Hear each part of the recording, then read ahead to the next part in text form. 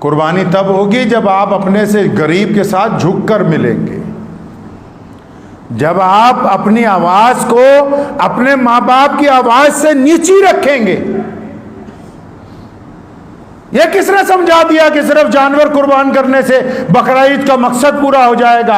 अपनी आना को, अपने तकब्बुर को, अपने गुरूर को, अपनी झूठी शान शौकत को, अपनी दौलत को, अपनी इन बेहया आंखों को, इस बदतमीज जुबान को जब तक आप लगाम नहीं डालेंगे, जब तक इसको अल्लाह के रास्ते के अंदर कुर्बान नहीं करेंगे, जितने मर्जी बड़े जानवर कुर्बान कर लीजिए, कोई कुर्बानी कबूल नहीं।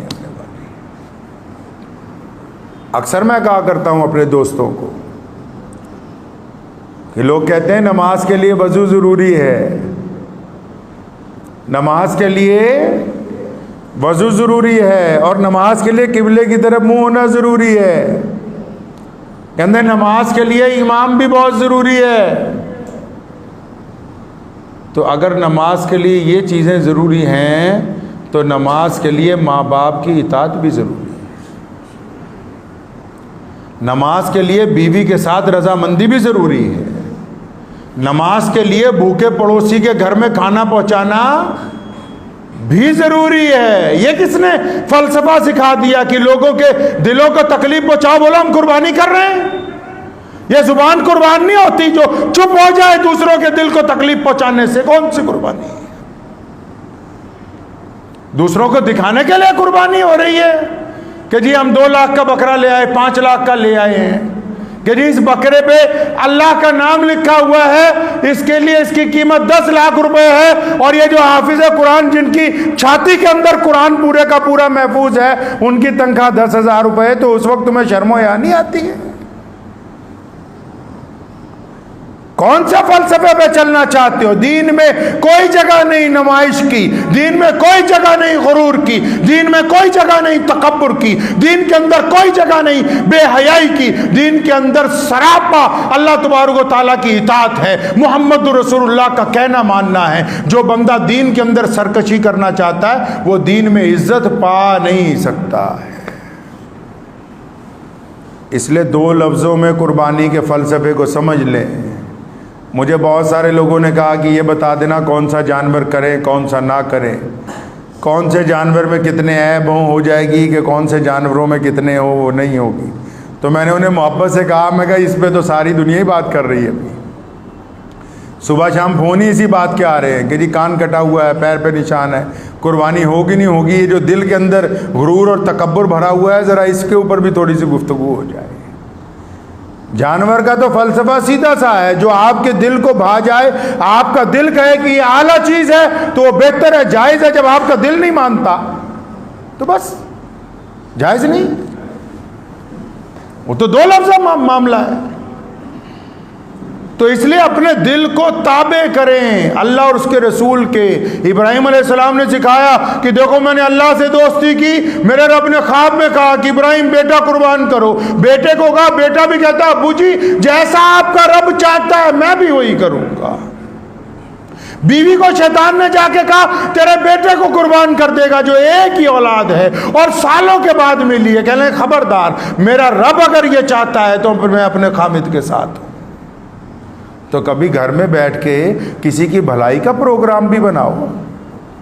कभी घर में बैठ के ये भी सोचो कि हमने कुर्बानी देनी है उस झूठी शान शौकत की जिसकी वजह से अपने सके भाई से नाराज़गी है सालों से, कि इस ईद पर उस झूठी शान शौकत की कुर्बानी देते हुए उसके दरवाजे पे पहुंचेंगे, दरवाज़ा खटखटा के कहेंगे कि अल्लाह वास्ते मुझे माफ़ कर दे, हम उसके गले मिलेंगे।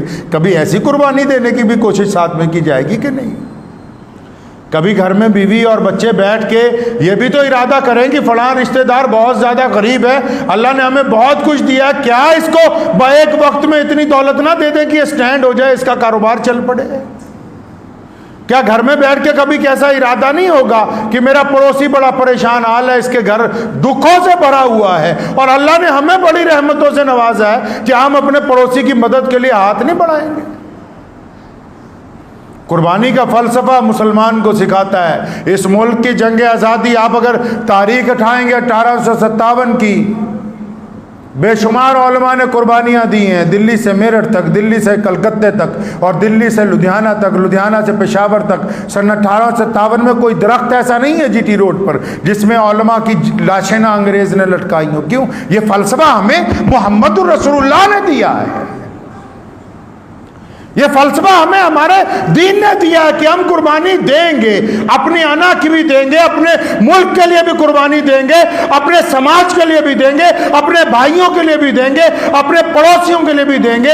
ये जज्बा तभी तो है, ये मोहम्मद रसूलुल्लाह ने ये इतनी बड़ी ईद कुर्बान बनाई इसीलिए। ये अल्लाह ताला ने जो इतना खूबसूरत वाक़या बनाया अपने दोस्त के साथ, क्यों बनाया?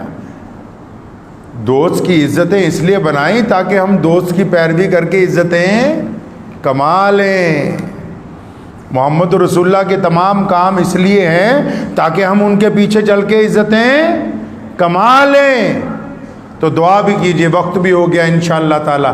तो इस ईद पर करेंगे कुर्बानी इंशाअल्लाह।